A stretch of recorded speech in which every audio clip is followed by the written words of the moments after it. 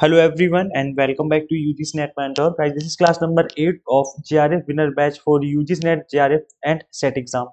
आज की क्लास में डिस्कस करेंगे हम most important MCQs on national education policy 2020। इसीलिए हमारी आज इस टॉपिक के ऊपर थर्ड क्लास है। इससे पहले मैं 2 पार्ट ऑलरेडी बना चुका हूँ सेम टॉपिक को लेकर के।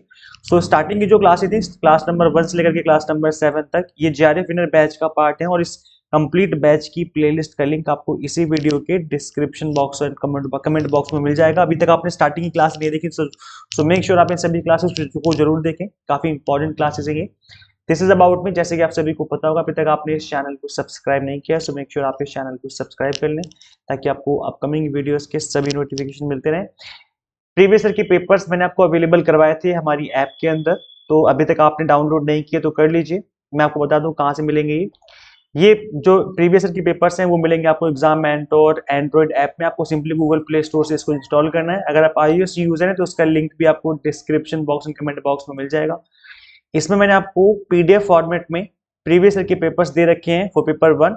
और ये कहाँ मिलेगा? जब आप ऐप इंस्टॉल करेंगे होम पेज पे आपको दिखेगा फ्री स्टडी मटेरियल वाला सेक्शन, आपको उसी सेक्शन पे क्लिक करना है। उसी के अंदर आपको प्रीवियस ईयर के पेपर्स जो है मिल जाएंगे। इंग्लिश मीडियम में भी है, हिंदी मीडियम में भी अवेलेबल है। सो मेक श्योर आप इन सभी प्रीवियस ईयर के पेपर्स को डाउनलोड करें, अपने मोबाइल फोन में रखिए और प्रैक्टिस करिए। आप हमें सोशल मीडिया पे भी फॉलो कर सकते हो, टेलीग्राम, इंस्टाग्राम, फेसबुक, इन सभी के जो सोशल मीडिया हैंडल्स हैं इनके लिंक भी मैंने आपको डिस्क्रिप्शन बॉक्स और कमेंट बॉक्स में दे दिए हैं। मैं यहाँ पर भी आपको टाइम टू टाइम अपडेट देता रहता हूँ। और मैंने थ्योरी कवर करी हुई है, इंपॉर्टेंट टॉपिक सीरीज के नाम से सीरीज अवेलेबल है। पेपर 1 के ऑल 10 यूनिट्स के जो एवरग्रीन टॉपिक होते हैं मैंने उन टॉपिक्स को कवर किया हुआ है। सो इस सीरीज को भी आप फॉलो कर सकते हो। इसमें केवल थ्योरी मैंने कवर करी हुई है, एग्जाम टारगेटेड है। सो इस प्लेलिस्ट का लिंक भी आपको डिस्क्रिप्शन बॉक्स और कमेंट बॉक्स में मिल जाएगा। सो गाइस, फर्स्ट क्वेश्चन आपकी स्क्रीन पे आ चुका है। नेशनल एजुकेशन पॉलिसी 2020 एम्फसाइज, राष्ट्रीय शिक्षा नीति 2020 किस चीज पर जोर देती है? तो यहाँ पर ऑप्शंस गिवन है, flexible multi level activity based learning, या only the aspect related to cognitive development of children, या स्टैंडर्डाइजेशन ऑफ नेशनल करिकुलम, या फिर measurement of memorization abilities of children. तो गाइस देखो, ये जो NEP 2020 है ये किस बात पे जोर देती है? आपको इस चीज को पढ़ के ही समझ में आ गया होगा, that is flexible and multi level activity based learning पे जो है ये जोर देती है। लचीली और बहुस्तरीय गतिविधि आधारित शिक्षा पर यहाँ पर इस पे फोकस किया गया है। सो थोड़ा सा डिटेल में समझ लेते हैं इस चीज को। नेशनल एजुकेशन पॉलिसी 2020 एज पर NEP, learning should be holistic, integrated, enjoyable and engaging. ये नहीं सिर्फ रट्टा मारने से काम चल गया, नहीं, एंगेजमेंट वहां जरूरी है। स्टूडेंट जो है एक्टिवली पार्टिसिपेट करें, लर्निंग को एंजॉय करें, बहुत जरूरी है।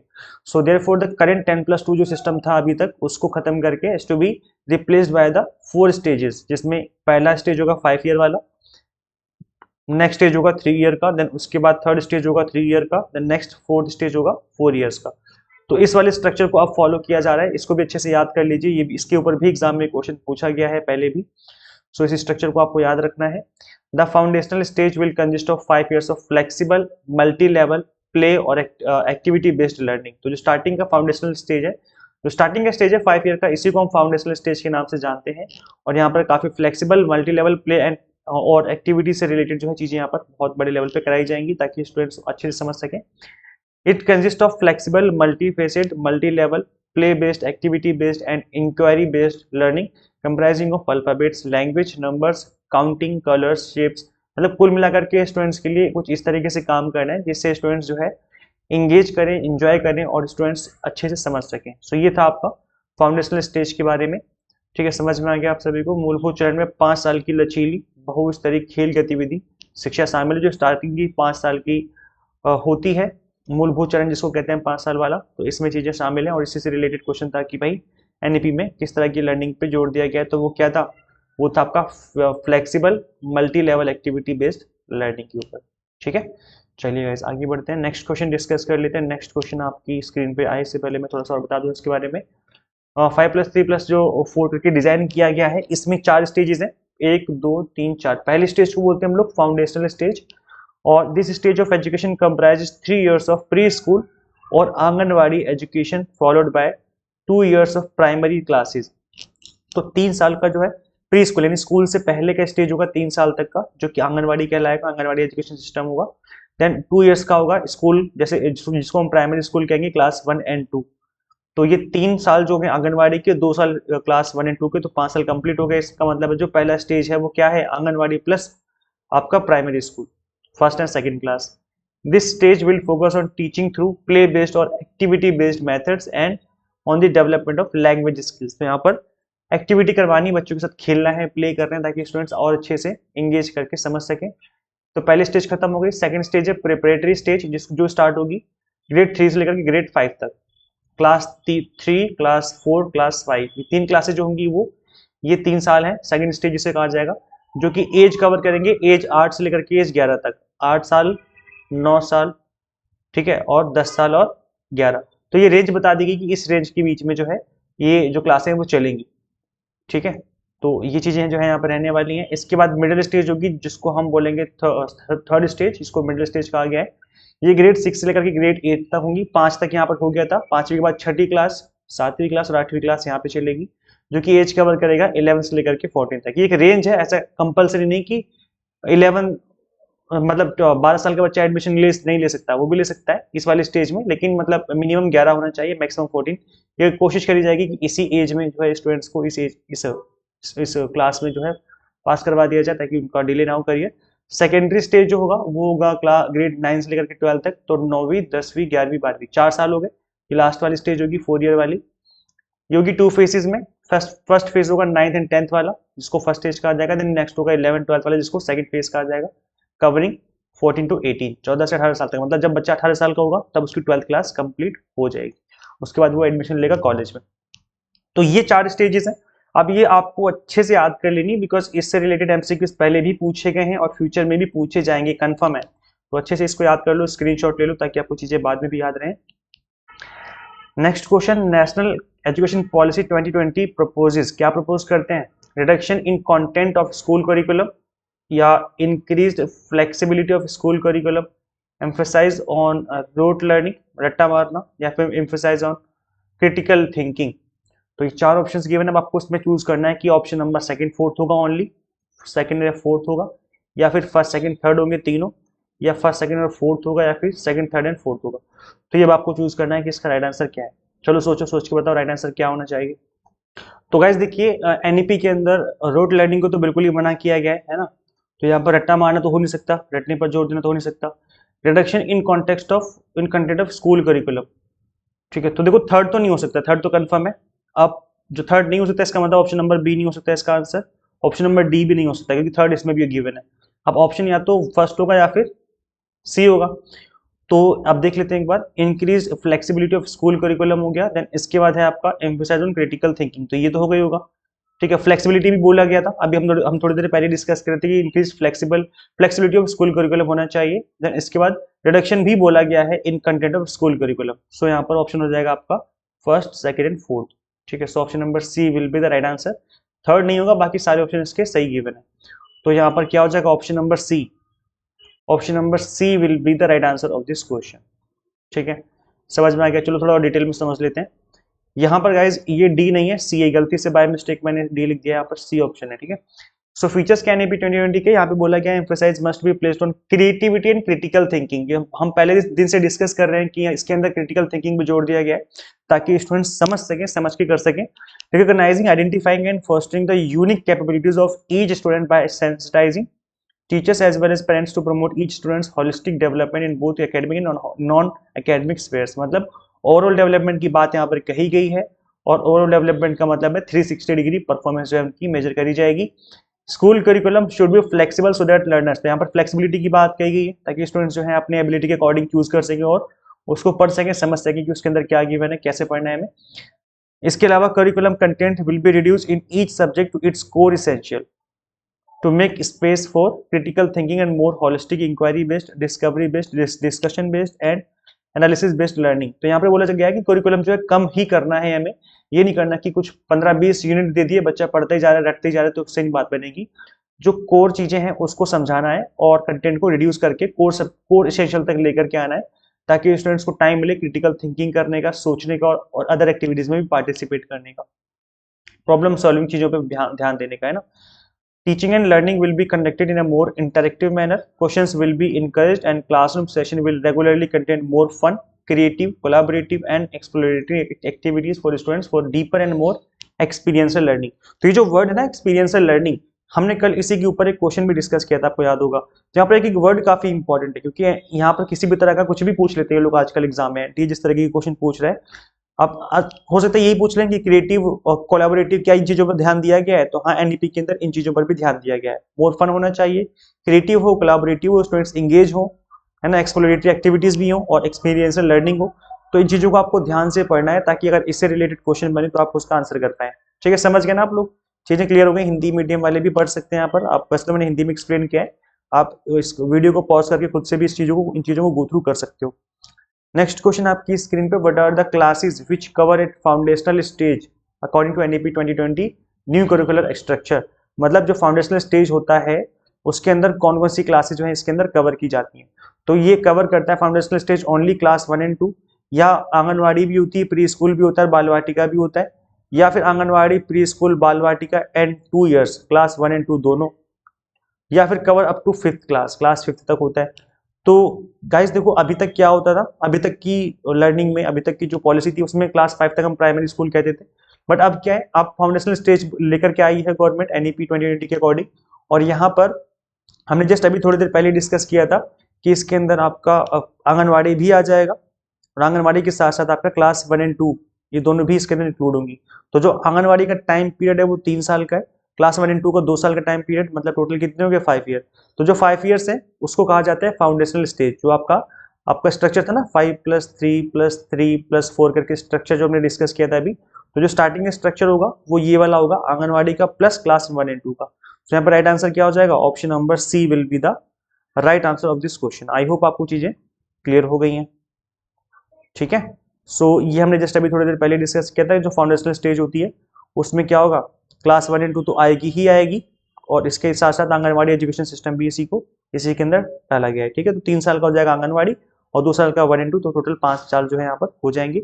यहाँ पर वही है, प्ले बेस्ड लर्निंग करनी है आपको, एक्टिविटी बेस्ड लर्निंग करनी, ताकि स्टूडेंट समझें चीजों को और फन और इंजॉय करके चीजें जो है समझ सकें और याद कर सकें। ठीक है, अच्छा गाइज, आप लोग फीडबैक नहीं देते हो क्लास का, प्लीज फीडबैक देके जाया करो, आप सभी से रिक्वेस्ट है। कमेंट करके बताओ भाई कि आपको लेक्चर्स कैसे लगते हैं। आपके कमेंट सेक्शन से मोटिवेशन मिलती है आपके लिए लेक्चर्स क्रिएट करने में। तो मेरे अंदर मोटिवेशन कहाँ से आएगी, आपके कमेंट सेक्शन से। फटाफट से कमेंट कर दो, क्या आप लेक्चर्स एंजॉय करते हो, आपको क्वेश्चन सही लगते हैं, सब कुछ सही चल रहा है, कमेंट कर दो फटाफट से, बताओ कैसे लेक्चर्स लगते हैं आपको। जल्दी से कमेंट करो, फटाफट से कमेंट कर दो क्लास देखते देखते। क्वेश्चन है, how much percentage of child's cumulative brain development occurs prior to the age of 6 according to NEP 2020। क्या बोला जा रहा है कि NEP 2020 के अनुसार 6 वर्ष की आयु से पहले एक बच्चे के मस्तिष्क की कितना विकास हो जाता है। तो 85%, 95%, 75% या फिर 65%। तो गाइस देखो, इसका राइट आंसर जो है that is option number A, 85% जो है brain development, over 85% brain development जो है 6 साल की एज तक हो जाता है। So over 85% of child cumulative brain development occurs prior to the age of 6। तो स्टार्टिंग में जो एज होती है बहुत इंपॉर्टेंट होती है किसी भी बच्चे के लिए, indicating the critical importance of appropriate care and stimulation of the brain in the early years in order to ensure healthy brain development and growth। तो ये बोला जा रहा है कि भाई स्टार्टिंग में 6 साल तक हमें बच्चों के ऊपर बहुत ध्यान देना चाहिए, ताकि अच्छे से उनका ब्रेन डेवलप हो और आगे भी जो है ग्रोथ करता रहे। सो इसमें क्या है, तभी गवर्नमेंट ने स्टार्टिंग में 5 साल का प्रिपरेटरी जो फाउंडेशनल स्टेज वो डाला है, जिसमें 3 साल का आंगनवाड़ी, 2 साल का क्लास 1 एंड 2, जिसके अंदर जो एक्टिविटी बेस्ड लर्निंग उस पर फोकस किया गया कि एक्टिविटी करवाओ बच्चों से, उनके साथ खेलो, प्ले करो उनके साथ, और खेल खेल में उनको लर्निंग करवाइए, ताकि जो चीजें हैं वो अच्छे से उनको समझ में आती, दिमाग में हमेशा के लिए बैठ जाए। तो इसलिए जो ये वाली एज काफी इंपॉर्टेंट होती है। नेक्स्ट क्वेश्चन आपकी स्क्रीन पे, under the chairmanship of home committee for evolution of new education policy submitted its report in May 2016। तो यहाँ पर क्या बोला जा रहा है कि नई शिक्षा नीति के विकास हेतु समिति ने मई 2016 में किसकी अध्यक्षता में अपनी रिपोर्ट प्रस्तुत की थी। तो डॉक्टर के कस्तूरी रंगन है, या फिर लेट श्री TSR सुब्रमण्यन है, विजय केलकर या फिर अशोक मेहता है। तो गाइस देखो, ये जो न्यू एजुकेशन पॉलिसी बनी थी, ये इसके अंदर जो रिकमेंडेशन डाली गई वो डाली गई TSR सुब्रमण्यन की। तो यहाँ पर option number B will be the right answer of this question. ठीक है, तो यहाँ पर ये बोला जा रहा है कि इन May 2016 Committee for the Evolution of New Education Policy under the chairmanship of late Shri TSR Subramanian, former cabinet secretary थे ये, submitted its report based on this.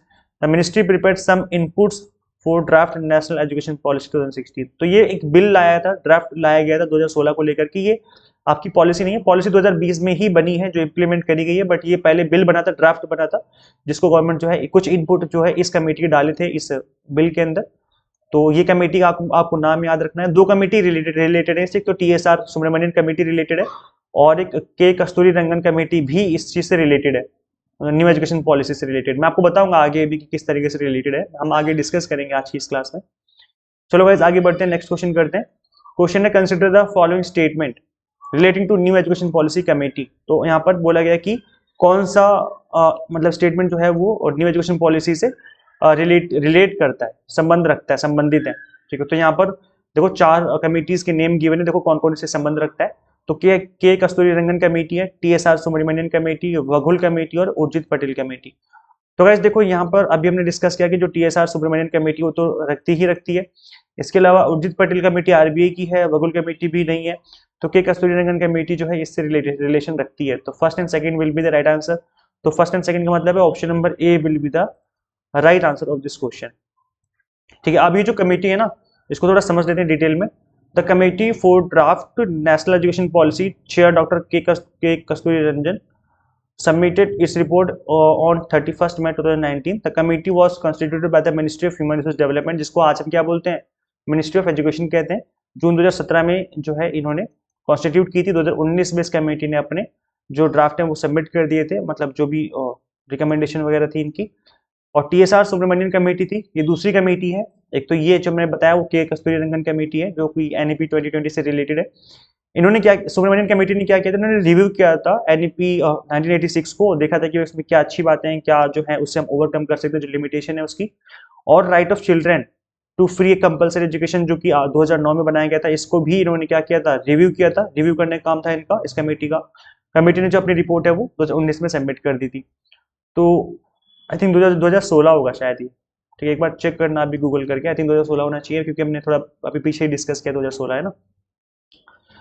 ये क्वेश्चन आपको आंसर करना है कमेंट सेक्शन में। The new policy aims in higher education to improve the gross enrolment ratio from 26.3 to 50%। क्या बोला जा रहा है कि नई नीति के अनुसार जो लक्ष्य रखा गया उच्च शिक्षा में सकल नामांकन अनुपात वो 26.3% से बढ़ा करके 50% करना है। कब तक, कौन से ईयर तक, 2030 तक, 35 तक, 25 तक या 40 तक, कब तक का करना है, कब तक का टारगेट रखा गया है 50% को अचीव करने का हायर एजुकेशन में। याद रखना यहाँ पर हायर एजुकेशन की बात की जा रही है, स्कूल लेवल की बात नहीं की जा रही। कई बार कंफ्यूज हो जाते हैं आप लोग, स्कूल की नहीं हायर एजुकेशन की बात की जा रही है।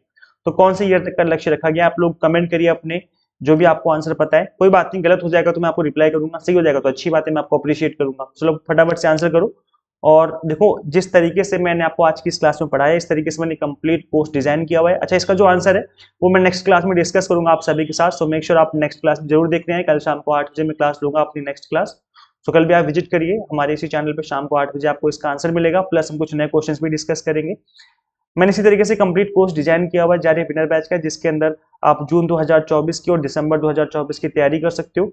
यहाँ पर कंप्लीट 10 यूनिट्स के वीडियो लेक्चर्स मिलेंगे आपको A to Z। एक एक टॉपिक को हमने कवर किया हुआ है। 100 मॉक टेस्ट हैं प्रैक्टिस करने के लिए, इन PDF नोट्स है जिनको डाउनलोड करके आप मल्टीपल टाइम रिवीजन कर सकते हो। तो गाइस किस तरीके से आप ज्वाइन कर सकते हो और कौन कौन सी कोर्सेज अवेलेबल है। कंप्लीटली एग्जाम टारगेटेड स्टडी आपको करवाई जाएगी। यहाँ पर paper 1 commerce, management and political science की कोर्सेज अवेलेबल है। कंप्लीट कंटेंट बाइलिंगुअल है, इंग्लिश और हिंदी में। 100 मॉक टेस्ट है प्रैक्टिस करने के लिए, इन PDF नोट्स है जिनको डाउनलोड करके आप मल्टीपल टाइम रिवीजन भी कर सकते हैं।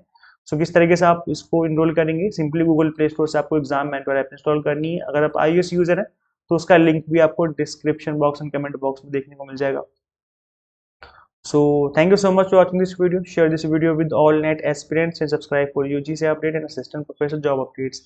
Guys, मिलते हैं फिर नेक्स्ट क्लास में। Till then keep watching UGC NET Mentor. Thank you so much.